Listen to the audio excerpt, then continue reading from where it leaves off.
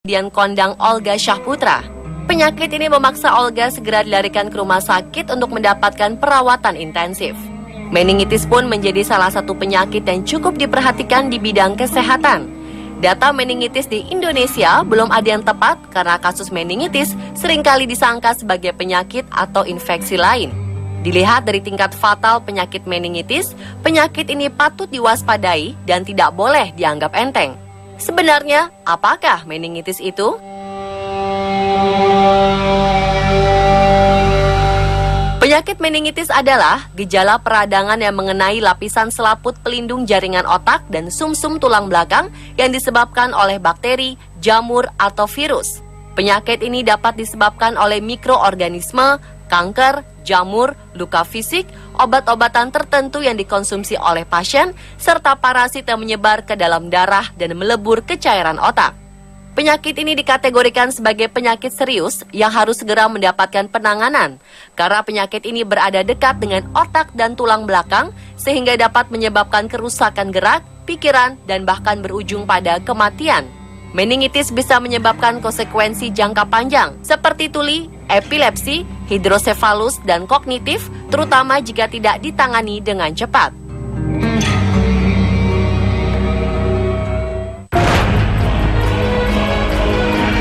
Dilihat dari penyebabnya, ada dua jenis utama penyakit meningitis. Yang pertama adalah meningitis viral. Meningitis viral ini biasanya tidak menyebabkan penyakit serius. Dalam kondisi yang parah, penyakit meningitis jenis ini dapat menyebabkan panas demam berkepanjangan, disertai dengan kejang-kejang. Meningitis jenis ini disebabkan virus yang bisa menyebar melalui batuk, bersin, dan lingkungan yang tidak higienis. Meningitis virus lebih banyak terjadi pada anak-anak. Ini adalah tipe meningitis yang paling umum dan tidak segawat meningitis bakterialis. Berikutnya adalah meningitis bakteri. Penyakit meningitis bakteri ini tidak bisa dianggap sepele, karena meningitis yang disebabkan oleh bakteri begitu serius dan harus mendapatkan perawatan serta pengobatan yang serius untuk mencegah kerusakan otak dan keluhan tubuh yang berkelanjutan atau bahkan beresiko pada kematian. Meningitis jenis ini disebabkan oleh bakteri seperti Neisseria meningitidis atau Streptococcus pneumoniae dan menyebar melalui kontak jarak dekat. Kasus penularan bakteri meningitis banyak menimpa bayi di bawah usia 1 tahun. Meski demikian, para remaja berusia 15 hingga 19 tahun juga dapat tertular bakteri meningitis.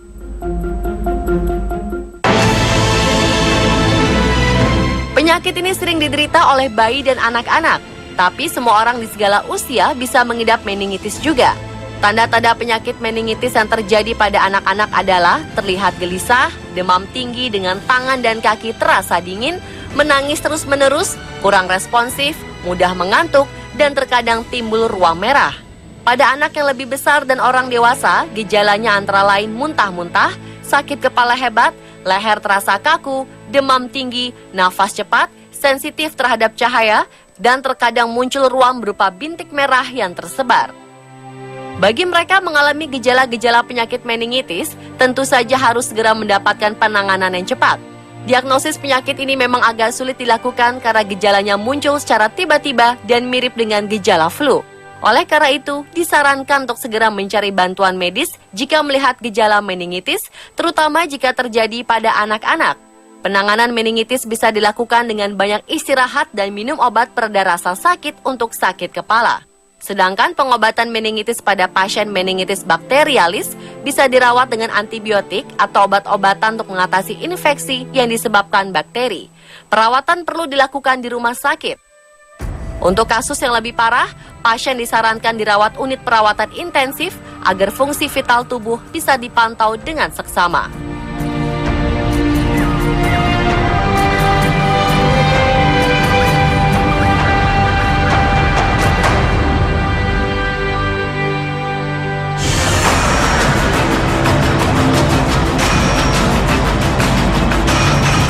Penyakit ini memang cukup berbahaya.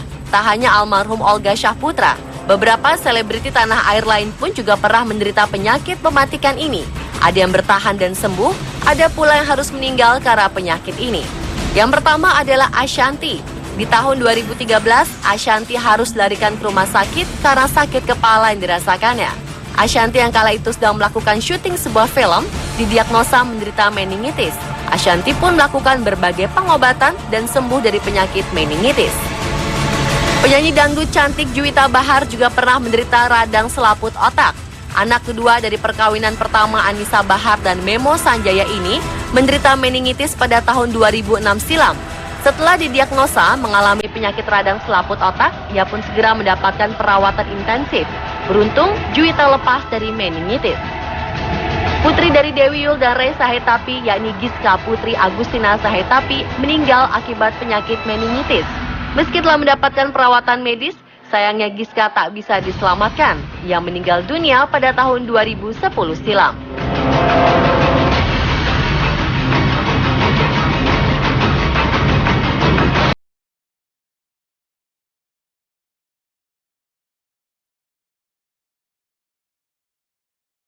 Penanganan yang tepat dan cepat, penyakit ini memang bisa diobati. Namun pencegahan lebih tepat dilakukan untuk menghindari meningitis.